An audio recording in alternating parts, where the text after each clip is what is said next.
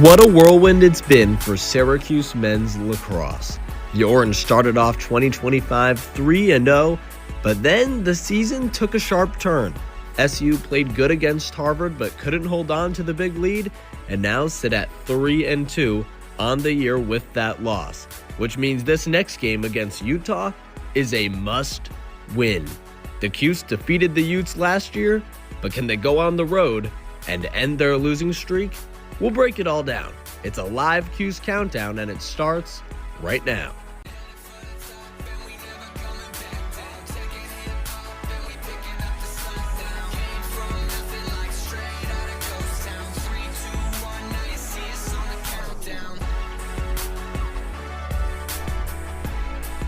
Welcome into our CitrusTV studios. It's a live Cuse countdown, and we're breaking down this matchup between Syracuse and Utah on the men's lacrosse field. Avin, Nathaniel, Cunningham, Waley here, breaking down this game. And guys, let's jump right into it because it's live and we only got 30 minutes today.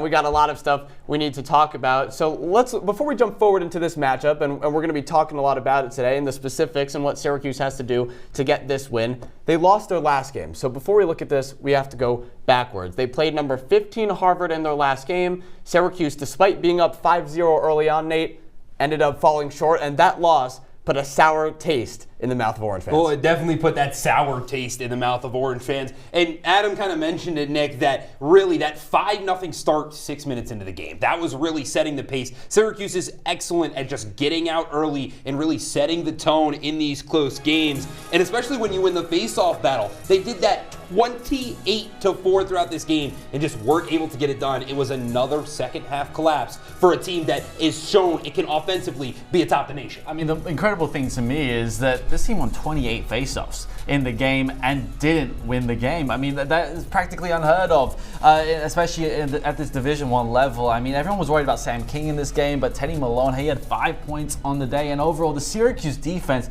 just collapsed. And probably the biggest shock across the lacrosse landscape last weekend, all of a sudden the Syracuse team that still has those championship expectations starting to dwindle a little bit. And they're 3-2 in the ACC, right? They're 3-2 overall right now, 0-0 in the ACC. They have yet to play a conference game, and to have 2 losses already before you get into conference play, a conference that is really difficult to win games in, it's not great so far right now, and that has a lot of Orange fans questioning after that Harvard game whether they can still go far this year. And it wasn't Coach Gary Gait after that Harvard loss telling Orange fans, hey guys, don't worry. It was actually Harvard's coach, Jerry Burns, saying, hey, Orange faithful, it's okay, calm down. Gary, and I told John Norderna before the game, I go, this is, Syracuse is back. Like, I know it's not going to be the storyline going forward, but that's a Final Four team. Their game against Maryland was one of the best lacrosse games I've seen in the last 5 years. It wasn't a lot of goals, but the defensive play and the goalie play was really impressive. So I think they have a lot to feel great about as a program. Nick, is that true? I mean, one of the best lacrosse games in the last 5 years? I mean, what are we talking about? But, I mean, he does bring up a good point, though. There's still a lot of talent on this team, regardless of those 2 losses. Are the Orange still trending upward? That press conference sort of tells me that, hey, NCAA committee, when the selection time comes around, make sure to put Harvard in the mix with a team like Syracuse that is still at least a top 4 contender. But yes, I am starting to be a little bit worried for this Syracuse team going into the season. Like I mentioned, this is a team that was basically get to the national championship, get to Memorial Day weekend. And yeah, over the first 3 games, everything seemed to be going so well, averaging about 18 goals per game, but over the last 2, barely averaging 11 goals per game. And now he's starting to pick up a few injuries as well. The likes of Luke Rowe and then Jackson Burwhistle will be out for the season as well. As that attacking threat starting to collapse a little bit for Syracuse, and it's also an attack that's also dwindled over the last 2 games. Oh, well, Nick, after Maryland, I said this team wasn't a national championship contender, and Harvard really proved it for me, but I don't think it's necessarily a reason to panic. And the reason that I say that, guys, is because there's a lot of season left. This team really can learn, and not to compare it to Syracuse men's basketball, but head coach Adrian Autry over on on the men's team, men's hoops team, has said they haven't been able to play a full 40 minutes. I don't think Syracuse has played a full 60 minutes when it comes to men's lacrosse. I think if they could do that, they could definitely find their way to Memorial Day weekend. All right. Yeah, well, in Syracuse's loss to Maryland, it was all defense, no offense. But in that Harvard game, it was all scoring and no defense. So plenty of issues need to be addressed before today's game. So Nate and Nick, I hear you guys got a breakdown for us. Take it away. Well, that's right, Adam. Going into the season, this Syracuse men's lacrosse team, big expectations, and 3-0 to start the year. It looked like everything was going swimmingly, but losses to Maryland, loss to Harvard last time out, seemed like everything was going downhill. But has it been bad offense or has it been bad defense? For me, it's the latter, and let's take a look at this against Harvard. It's particularly the man-up defense that's been a problem over the last 2 games. Only 33% success rate for Syracuse. Andrew Perry lashing it in. That gave Harvard the 2-goal advantage they needed down the stretch. Let's take a look at this play in slow motion. Syracuse well organized, but then Logan Ip gets it, pulls it right there. Look at the space that Andrew Perry has to get the shot away. Closest Syracuse defender, 5 yards away. Syracuse wasn't prepared. Their heads are turned. They weren't ready, and it's an easy shot. All of a sudden, Perry's got the space, and boy, did he smash it in. But I'm sorry, Michael Ippoliti comes in for Jimmy McCool mid-game. It was a good height for him. He had a clear line of sight. He's got to be saving it. You talked about the defense for Syracuse, especially when they're a man down, but I want to talk about what the offense was able to do when they're on a man up. We're going to take a look at a play with 60 seconds to go. Syracuse, again, a man up in this play. Ippoliti's going to get the ball. He's going to get it over to Tradier. There's mistake number 1. You got to corral that. That's got to be grabbed. Finally, it's shovel passed over here, and Spallina's going to get the ball over the restraining line and take his time. He's going to really allow the Syracuse offense to settle. But mistake 2 is that they never do that. They can never formulate some sort of offense. Finally, he swings the ball over to Thompson, gets it to Hiltz. Pause right here. Hiltz tries to make a pass, and then it dropped. That's mistake number 3, the third in about 20 seconds now. It just became frantic at that point. And late in these games, we saw it against Maryland too, this Syracuse offense just starts to panic. And the shots that they do get in late in the game, they're just bad shot attempts. And you could see it right there. It was a frenzy. Who had it? Harvard, Syracuse, nobody saw it. The Orange finally get it. A bad shot on Cage, and then no one's back there to help corral it. Syracuse really struggled in that man up with an opportunity to tie the game. So Adam, it really does make a good question on what's worse, the offense or the defense? I mean, guys, it's hard to say and answer that question. What's been worse over the past 2 games? Like I teased to you guys earlier, it was all defense in that game against Maryland, a top 10 matchup. The Syracuse offense showed no signs of slowing down at that point, and that was the first shock where it was, oh, a defense can stop this loaded team. And then in that Harvard game, it was all scoring, and the defense gave it up. So, guys, let's focus in on that defense right now because that is the most recent issue for this team. Jimmy McCool struggled against the Crimson as that game continued to go on, gets benched for Michael Ippoliti, the backup goalie on this team. Nate, can the goaltending issues get fixed for today in this Utah matchup? What is Syracuse going to have to do to be strong on defense? Adam, I'm going to be honest with you. There aren't goaltending issues. The goalie is Jimmy McCool, and it's very clear. Will Mark actually did an interview not too long ago, and he had some kind words about McCool, saying that he's kind of a combo goalie. Traditionally, you have those guys that are like Ippoliti, who are smaller and have quick hands, or you have a guy that's big and takes up cage. Well, Jimmy McCool is a mix of both. He is the guy going forward. I don't entirely agree with pulling him in the Harvard game, but either way, McCool is going to be the difference maker today. I mean, I found it interesting what head coach Gary Gates said in his presser this week that McCool needs to find his confidence. Well, you're a big reason why he might have even lost that confidence by pulling him in that game. I don't think there was anything really wrong with Jimmy McCool's performance in that game. And yeah, like I agree with you, Nate. He definitely is the go-to guy between the sticks. So we just have to see if he's able to keep up the momentum because this guy's waited 2 years. He learned under Will Mark. He is definitely the go-to guy. He learned from one of the best. He's being coached by an all-time great. Really, guys, there are no excuses for this team on either side of the field to play well and play good some lacrosse today against Utah. We'll be right back and joined live with our men's lacrosse beat reporter Dan Shalam from the Rocky Mountain region. Stay with us. We'll be right back.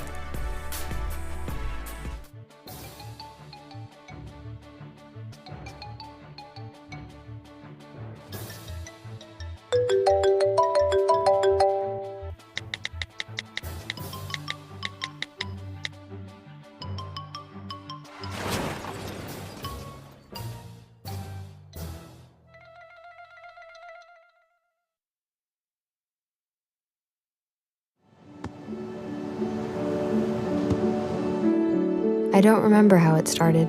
Go to that. Our back and forth. It always came back. Dad! You probably don't remember what you told me, That was perfect. but I heard every word.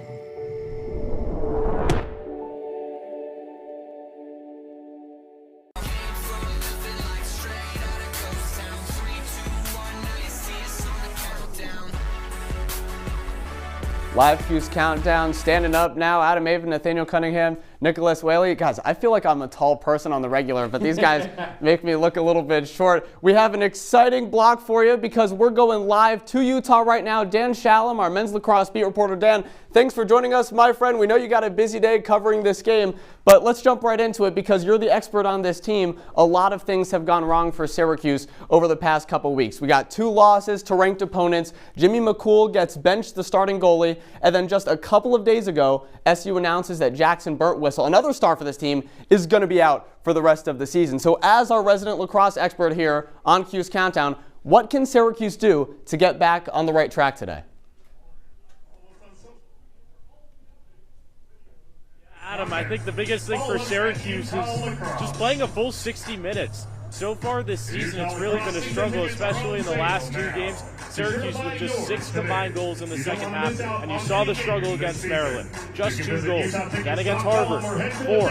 When these attackmen get long pulls on them, they've really struggled to kind of break down the defense. And that's the biggest thing that Gary Gate is looking for this team to reset on here in Utah. And then another thing, too, is injuries. And you brought it up as well, Avin, is the fact that this team has really struggled so far injuries-wise. Jackson Birtwistle is now out for the year. Billy Dewan is day-to-day. He's expected to play today. Luke Groa is expected to play today. But on top of all the injuries, goaltending, too, is another thing. Jimmy McCool is projected to be the starter today. Gary Gate had full confidence for him when talking to the media this week that he is the guy and that they have trust in him going into this game. Well, Dan, Syracuse's offense is one of the best in the nation. They've attempted the nation's second most shots this season, a little under 250. In the last 2 matchups between Maryland and Harvard, they outshot both those teams, but against the Terps, they had less shots on goal, and against the Crimson, they only had 3 more. So my question for you is, what's more important, the quality of Syracuse's shots or the quantity?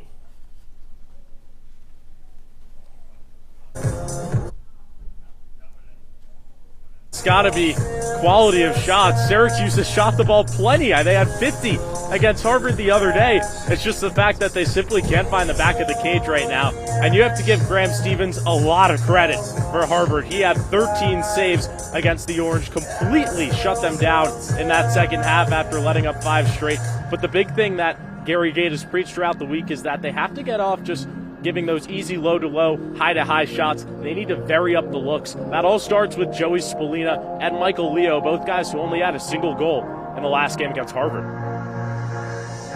Dan, this is a Utah team that came into the season with pretty big expectations despite the program being so young, but they've stumbled out of the gate 1-3, 3 straight losses as well. How much of a threat are the Utes to the Orange today?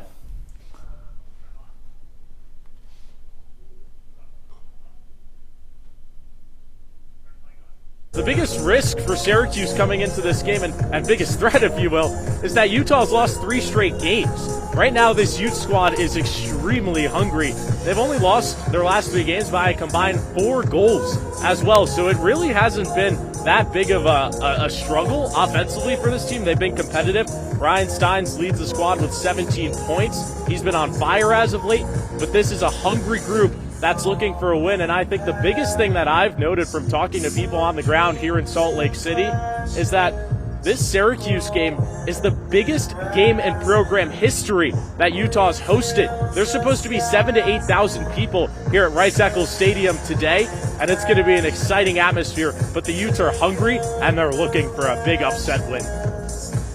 Another opportunity to grab a ranked win this year. Dan, we appreciate the time. If you want to follow Dan's coverage of this Utah-Syracuse game, you can follow @ Dan_Shalam on X. And join us, our whole crew, and Dan on Orange Press Pass for your post-game coverage after the game. But we got a lot to talk about including this Utah men's lacrosse team, which we're going to dive into right when we come back on Live CC.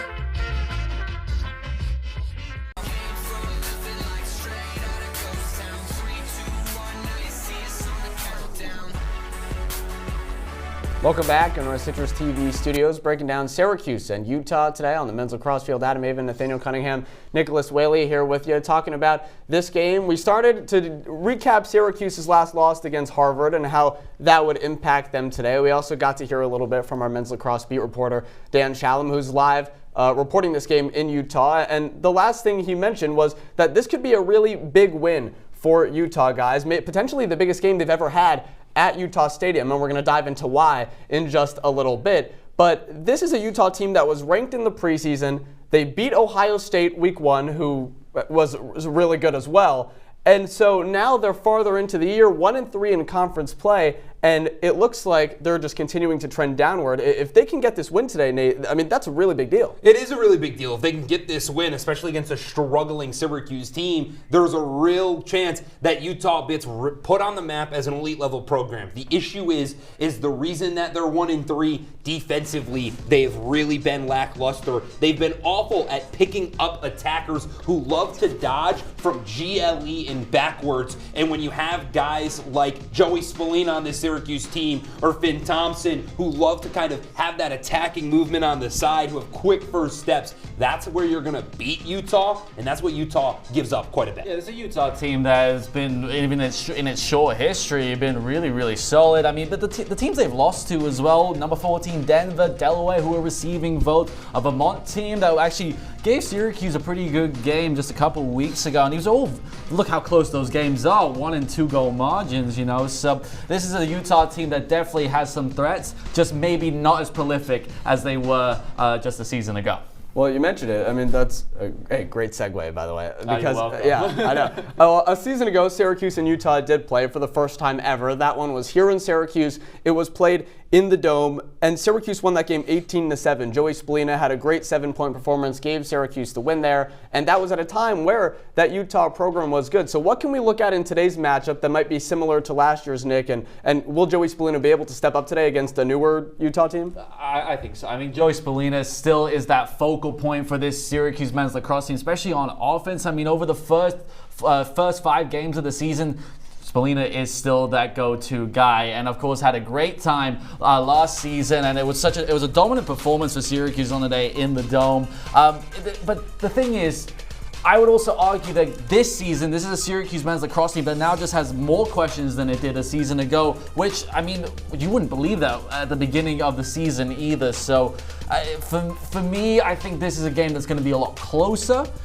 because I think there's just so many question marks of where the season is progressing for both Syracuse and Utah. Well, just like the last time out when these two teams play, and really all of this season, Syracuse's offense has been its foot to the floor early in games. Syracuse has outscored opponents 26-9 in the first quarter. If Utah can limit that, they'll see some success today as well. Well, you saw it on our game recap full screen there, showing last year's statistics from that matchup, and one name on there was Ryan Stein. So similar to the Harvard game last week when Syracuse maybe had to focus on one player, then the rest of the team ends up helping out and ends up getting that victory. Ryan Steins is probably going to be a main focus today. If we were to ask Dan who we'd be talking about in that game, it's Ryan Steins for the Utah Utes. And so, Nate, what does Syracuse have to do to stop him? And is it okay to ignore him and let him do all the work and close off the rest of the team? Well, Adam, it's almost like you're taking the points from me. That was going to be exactly what I say. Awesome. With a guy like Steins is very similar in play style to Joey Spalita, and he's a pass-first attacker. He likes to sit behind GLE and at X and really control the ball, get the ball to his teammates. The difference is make him score the goals. Make him have 6, 7, 8 shots on net, and make him be the guy to beat you. Limit the pieces around, because that's where Steins is. We're all on the same page. Same age as Joey Spalina as well. I mean, both rating ASUN Player of the Year, was the ASUN Freshman of the Year as well. I mean, this is one of the most prolific attackmen in all of Division I lacrosse. So he's going to be a threat every single time he steps on the field. And for Utah, in a season where I think he struggled to get that scoring touch that he had a season ago, but he's been so good at facilitating his teammates. Most goals in program history. It's a short program history, but I mean, since for how long he's been there, I mean, he's done a really good job, and he's been the star of this team. But there is also a supporting cast that we need to talk about now. Yeah, and I think there's just a couple guys on this team that really have made a difference. Over 10 goals this season. Luke McNamara is one of them. He has 10 on the year already. I mean, he is a guy that's just feasting off of those opportunities that he has been given by Ryan Steins. And Cade Faulkner is the other one. Both of them so good, just efficient as well. Luke McNamara, 80% of his shots are on net.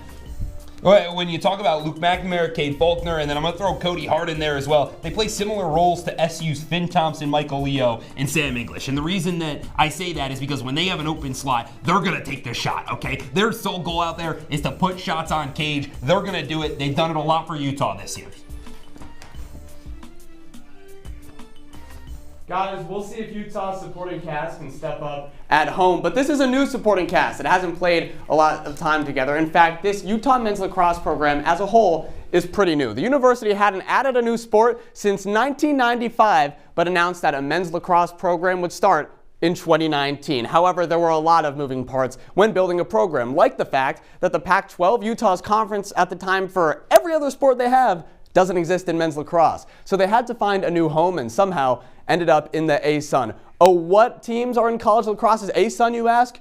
Air Force, Queens, Mercer, Bellarmine, and Jacksonville. Makes travel a little bit difficult, but that hasn't affected the Utes at all. Since joining the conference in 2022, they have 2 conference championships and 2 NCAA tournament appearances. Last year, Syracuse beat Utah at home, but this year, the Orange head out west. In fact, SU hasn't gone past the Mississippi River for a lacrosse matchup since 2005.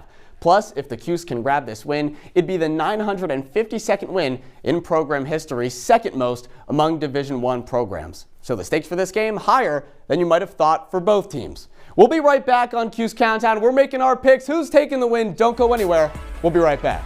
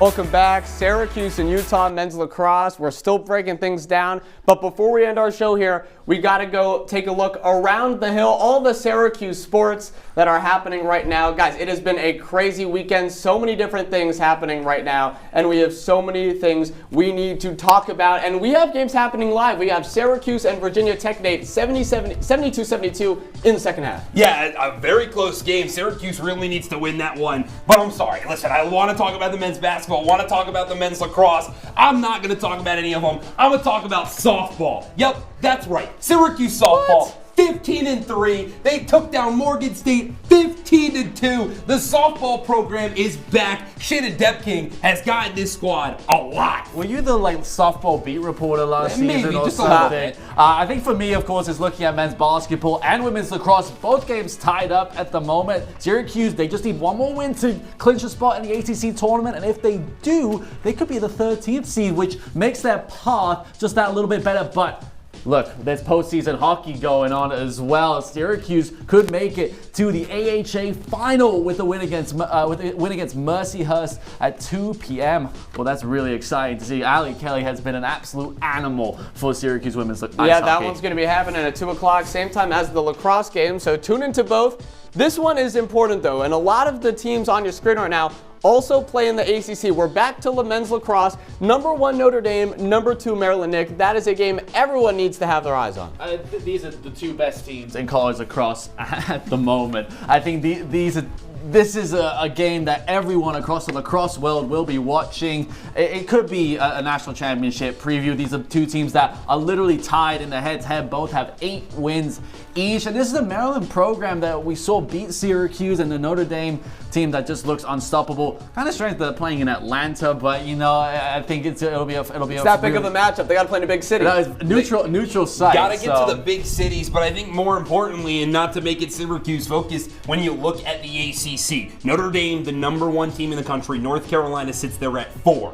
Duke sits at 7. Virginia down there at 19. That means all 5 ACC squads within the top 20. And with the Syracuse team that's lost lost both of its last 2 games, it's really going to be a little bit of a struggle as you go into ACC play. All right, well, will it be a struggle today for Syracuse men's lacrosse? That's what we are going to try and predict right now. Let's get into our predictions, a CC staple here. And before we get into our picks, we need to take a look back at our friends from last week. Max Gifford was on the call for that game. He couldn't give his prediction, so luckily he's even 500. But Nick, what? Okay, hang on.